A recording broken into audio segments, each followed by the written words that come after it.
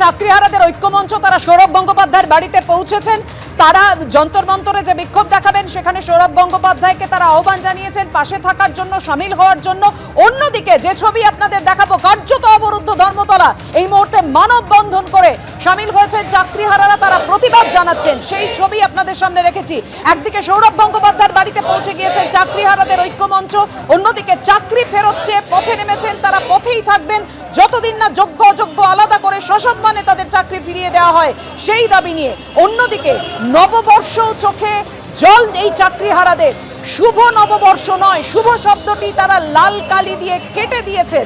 এইভাবেই তারা প্রতিবাদ জানাচ্ছেন নববর্ষের দিনে, পয়লা বৈশাখ 1432-এ।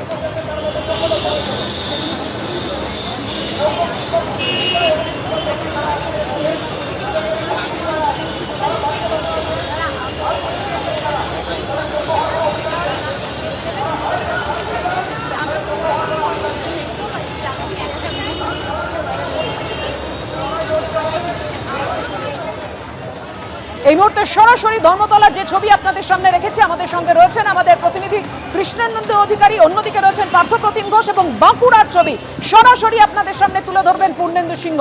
প্রথমেই কৃষ্ণেন্দু, যে ছবি আমরা দেখতে পাচ্ছি একেবারে অন্যরকম পয়লা বৈশাখ। আজকে নববর্ষকে বরণ করে নেওয়ার সঙ্গে সঙ্গে সেই সঙ্গে তারা আরো বেশি করে দৃঢ় প্রতিজ্ঞবদ্ধ হচ্ছে।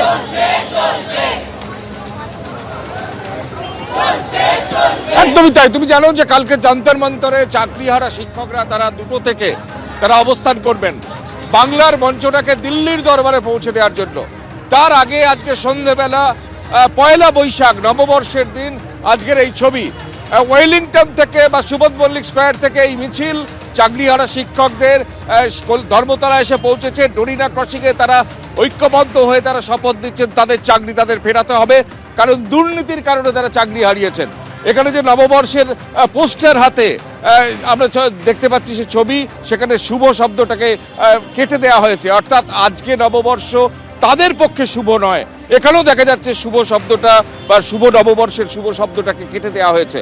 তারা কি বলছেন যে এই যে দুর্নীতি, এই যে তার জন্য আজকে রাস্তায় নামা, ক্লাসরুমের পরিবর্তে রাস্তায় আজকে সন্ধ্যেবেলা নববর্ষের দিনে মিছিল করছেন, এর দায় কার? এই দায় প্রাতিষ্ঠানিক দুর্নীতির সাথে যুক্ত প্রত্যেকটা ব্যক্তি, প্রত্যক্ষ বা পরোক্ষভাবে যুক্ত সকলের।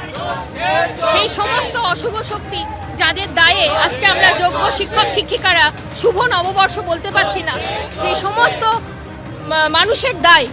আমরা আজকে আমাদের অবস্থা ঠিক এরকম যে দোষী জানিল না কিবা দোষ তার বিচার হইয়া গেল। আমরা জানি না আমাদের কি দোষ, আমাদের বিরুদ্ধে কোনো অ্যালিগেশন নেই। সুপ্রিম কোর্টে 17 দফায় ইলিগাল যে দাবি, সেখানে কোথাও আমাদের কোনো রকম নাম নেই, তা সত্ত্বেও আমরা যোগ্যরা আজকে রাস্তায় দাঁড়িয়ে আছি। যোগ্যরা রাস্তায় দাঁড়িয়ে আছেন, যারা অযোগ্য তাদের জন্য। আমি আরেকবার ছবিটা দেখাতে বলবো আমাদের ক্যামেরা পার্সনকে, যে গোটা ধর্মতলা চত্বর মোবাইলের ফ্ল্যাশ লাইট জেলে সেই তারা আজকে কার্যত প্রতিবাদ করছেন। নববর্ষ যেখানে উদযাপন হচ্ছে সেখানে তাদের আজকে প্রতিবাদ যে আমরা ছবি দেখতে পাচ্ছি।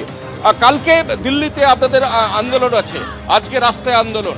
আপনাদের এবং বঞ্চিত চাকরি প্রার্থীদের একটা অংশ সৌরভ গঙ্গোপাধ্যায়ের বাড়িতে চলে গেছেন যে নবান্ন অভিযান যারা করবেন 21 তারিখে, সেই নবান্ন অভিযানে যাতে সৌরভ গঙ্গোপাধ্যায় উপস্থিত থাকেন। একদিকে দিল্লিতে আন্দোলন, একদিকে কলকাতার রাস্তায় আন্দোলন, একদিকে নবান্ন অভিযানের প্রস্তুতি, সব মিলিয়ে আপনারা কি চাইছেন? শেষ সিদ্ধান্ত তো সুপ্রিম কোর্টই নেবে। হ্যাঁ, অবশ্যই শেষ সিদ্ধান্ত সুপ্রিম কোর্ট নেবে, কিন্তু গাছে ফল ধরলেও সেই তার গাছে ফল ধরার যে নির্যাস সেটা কিন্তু শিকড় থেকে যায়। তাই দুর্নীতিটা আসলে শিকড়ে, সেই দুর্নীতিটা যদি সহজ সমাধান করে সুপ্রিম কোর্টে দেওয়া যায় তবেই একমাত্র আমরা সুপ্রিম কোর্ট থেকে বেরিয়ে আসতে পারবো। আর এই সমাধানের সূত্রটা লুকিয়ে আছে স্কুল সার্ভিস কমিশনের হাতে, সরকারের হাতে। সরকারকে অবশ্যই দিতে হবে সুপ্রিম কোর্টের কাছে উপযুক্ত তথ্য, এবং কিভাবে কোথা থেকে কি দিয়ে আমাদের চাকরি ফিরিয়ে আনবে, যারা যোগ্য শিক্ষক শিক্ষিকা তাদের চাকরি কিভাবে ফিরিয়ে আনবেন, এটা একান্তভাবেই সরকারের দায়িত্ব। সরকারকেই দায়িত্ব নিতে হবে, কমিশনকেই দায়িত্ব নিতে হবে, কারণ তারা চাকরি টাকা দিয়ে পাননি, দুর্নীতি করে পাননি, মেধার জোরে পেয়েছেন। সুতরাং সেই দাবি উঠেছে আজকের মিছিল থেকে।